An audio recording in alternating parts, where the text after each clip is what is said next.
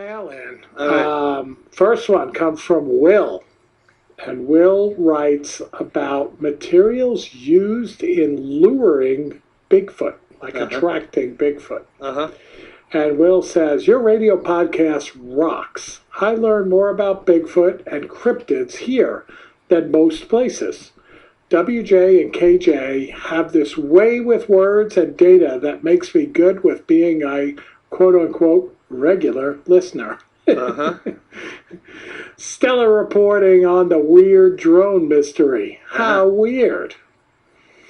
And he says, has there been any more evidence brought forth upon the effectiveness of using a rattlesnake and or an eel as an effective lure of sorts to try to bring in potential Bigfoot into the area?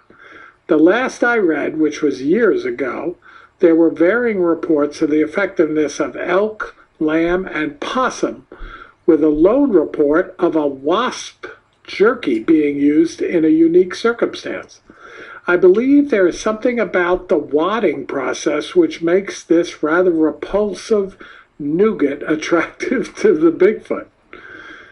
And he talks about Professor Stroke's Goose Lake reports indicate that mixing the different wads tended to repel the Bigfoots, as indicated by their bending oak after oak over like wire coat hangers as they fled.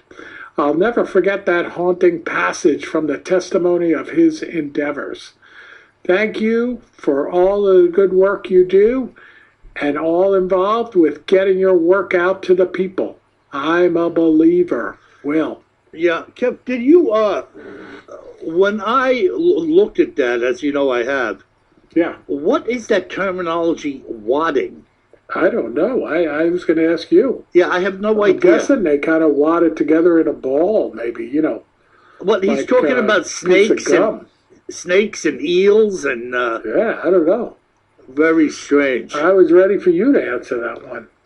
Yeah, no, I wish I could. If anybody else out there knows what the fella is talking about in reference to wadding. Yeah, or what's used to attract, successfully attract Bigfoot. I don't know. The only thing I've ever seen people use is like when they call it gifting.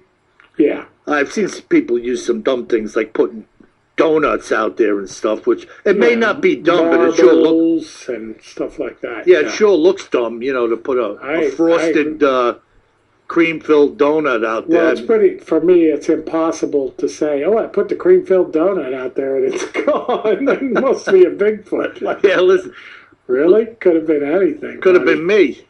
Exactly. If I saw a Bavarian cream donut laying on a log, brother, it's now, gone. What would be cool is if you're in the middle of nowhere in British Columbia, you put out a Bavarian cream donut, and then you come back, and there's 2 boxes of Bavarian cream donuts there.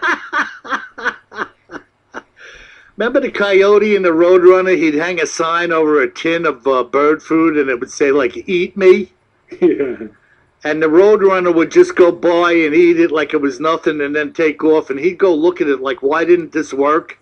Yeah, I know. It'd fall on his head and handle or something. The dumbest stuff.